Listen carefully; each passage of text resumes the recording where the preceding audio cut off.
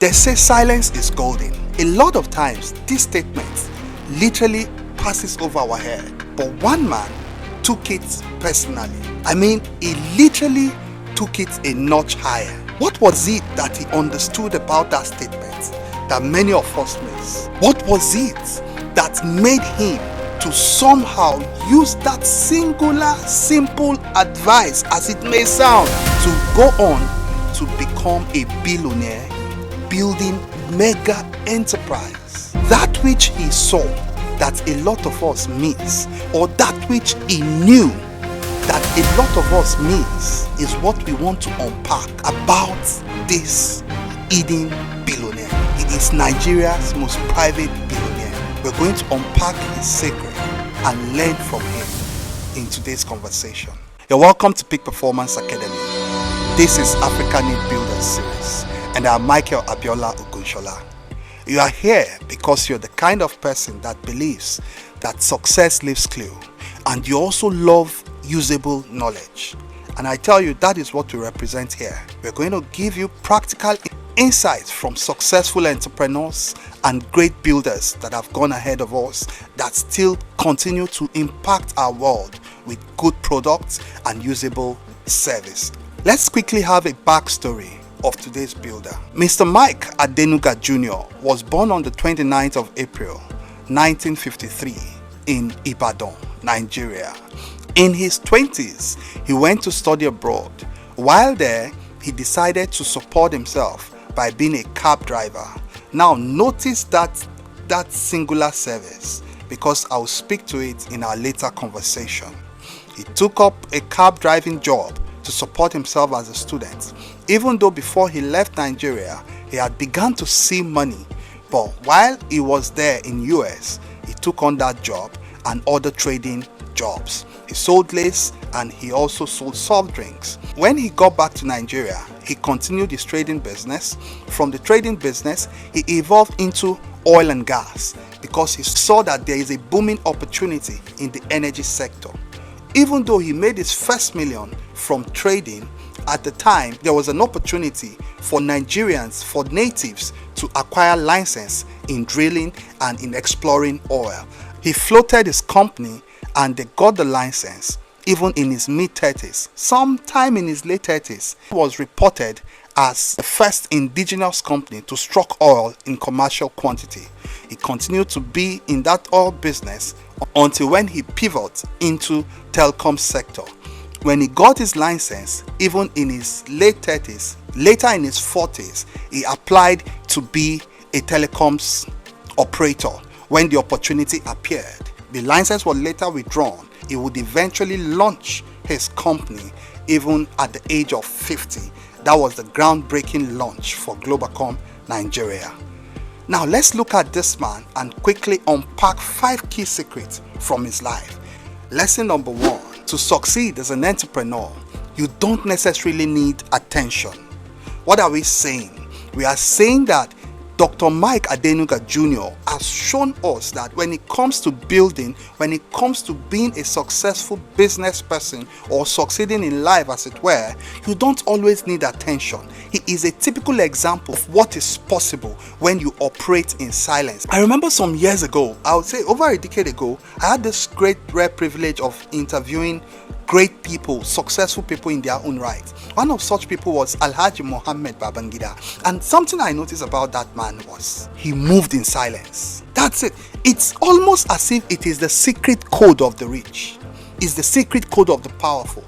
Many of the times, it is the masses that announce their next move. It is the masses that always say update. It is the masses that their presence is always noticed, either online or offline. You see, the high and powerful, they have a way of moving in silence. So what are we saying here? We are saying that as a builder, attention is optional. But guess what? Execution is not. So prioritize execution. This point is very important for us to work with in terms of building in silence as builders that want to succeed in this digital world where everybody is just doing all sorts of things for attention. You must be careful. You can have attention and be broke. Sometimes attention is a distraction. So what you want to do is to take advantage of silence, take advantage of privacy, and build without noise. Because if you look at this man that we are studying today, he is the master of privacy, permit me to say. You will hardly find any interview about him online. You will hardly see him saying anything online. Yet, somehow, he is a successful entrepreneur. He is the first person to struck oil in commercial quantity. Think about the feat he has achieved without the noise. So there is something a teacher of mine, he talked about noise to signal ratio. So there is an idea called noise to signal ratio, that you want to minimize the things that are not adding value to you or your bottom line. Most of the time, those things are noise to signal. So you want to strategically ask yourself, all of these activities I am involving myself in, how is it adding to my progress? You see, if they are not adding to your progress, you want to eliminate them even from your life and focus. Say to yourself, this season of my life, I will focus. You see, the reason why it's important as an entrepreneur for you to move in silence is sometimes if you are overly loud about what you want to do, while you are announcing it and preparing and planning, somebody else will take it and run with it. It's like what John Obidi said. He said it is the children of the poor, it is the masses that they are always posting things online, and the rich will take it and go and patent it. So please, be guided. Don't be the kind of person that is always public. Minimize whatever you say, your appearance. Just find a way to model this example. You can move in silence and be great. Again, I say it. Attention is optional. Execution is not. To succeed, you must execute, and execute well. Another lesson we learned from this great man is, you want to succeed in the times we are living in his playbook is resilience. What am I saying? Resilience is key if you want to thrive as a builder on the continent. You remember we said Dr. Mike Adenuga Jr. got the license even to operate as a telecoms operator in his mid-40s? Guess what? The license was withheld. The license would be withheld for another 4 years. Dr. Mike Adenuga, although he obtained his license in 1999, he would later launch his company in 2003, the Globacom. But guess what? Those years when the license was withheld, he could have as well said, telecoms is not for me. Thank God I'm doing well in the oil and gas. My energy business is thriving. I could as well camp there. But he knew that this is a trajectory he wants to be on. This is an opportunity for him to be a giant in the telecom space. And he weathered it. He stayed the course. Resilience is very important.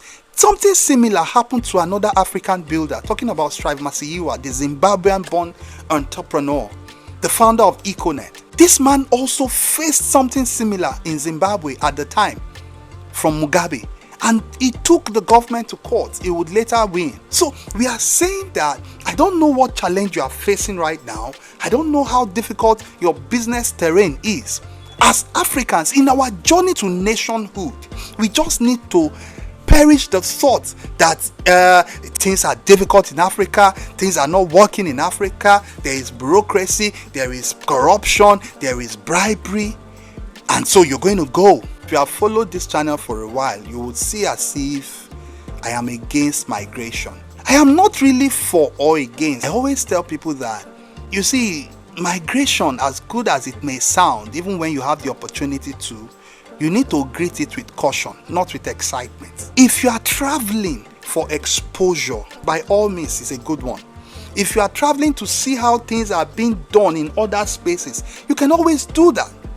But the best thing you can do for yourself is to understand that the spaces you are going to, they have been through the times when corruption and bad governance and all these things that is bedeviling us now, they have been through it and they have weathered it and overcame it. Look at China. Sometime about some 40 years ago, China was a third world country. But 40 years later, they are now a superpower contending with America. Some people say America is a superpower, others say it's China. But do you know that in 40 years, China was transformed? Despite the Chinese man was not colonized, neither has he been through, slavery. The African man has been colonized and he has been enslaved. So our history is what I'm talking about now.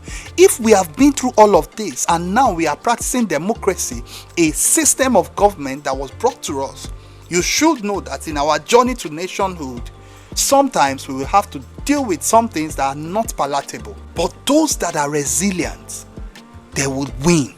Because Dr. Mike Adenuga showed us that through sheer resilience, he was able to regain his license.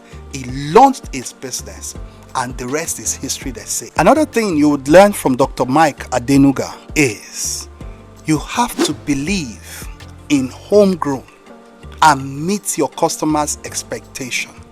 In other words, you must learn how to sell to Nigerians. Nigeria, as it were, is a peculiar space, and doing business in Nigeria requires a level of intelligence that is not general. So Dr. Mike Adenuga launched his business in 2003. One singular action that he took that made him to get a good chunk of the customer base was the per second billing. But he didn't just even take one singular action, even though that was like the major action that brought him, that made his launch to be a huge success. He also crashed the price of SIM cards. Now, what are we learning here? We are learning that Nigerian market is a peculiar market at a level because Nigerians a lot of times have little or no disposable income. And so if you're a business person, what you want to do is know that you must be willing to offer affordable price for a good quality. This is also what the Item 7 guys did, and we have their video even on our channel. You can click and watch it. What we also unpacked how the Item 7 guys used this model to cash out, and today they are a huge success in the jollof rice, in the food space. So what are we saying here? We are saying that understand your market, know how to sell to Nigerians, find that product or service you are offering.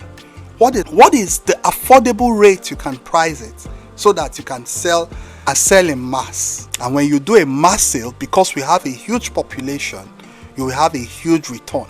So your model will now be about turnover. As long as you understand your model and you stay with it, turnover model is actually a good model, because what you will make in single units, you can make in volume. So volume will literally compensate you. So understand that and take your product to the market. In your journey as a builder, you also want to be the kind of person that understands that no job is beneath you. Don't be like the average young person that is proud, that it feels like some jobs are not dignified or they don't represent his status. They don't project him as a person of status, a person of timber and caliber, so to speak. You don't want to be like that young person. No. Because Dr. Mike Adenuga, even though before he left Nigeria, he was already seeing money, he did not use that mindset of I'm doing well, I'm a big boy. When he got to US to study business administration, he took up the job of a taxi driver. It is very important to understand that in life, as you journey through life, you will go through some seasons that are not palatable, and you must roll your sleeve to do what you have to do. I recall that there was a season of life when my consulting and businesses were not doing well, and I just had to roll my sleeve and find something to do, a dignified income to provide for myself and my family. It is very important as a builder. Don't say that this job is beneath you. No job is beneath you as long as it is a dignified job.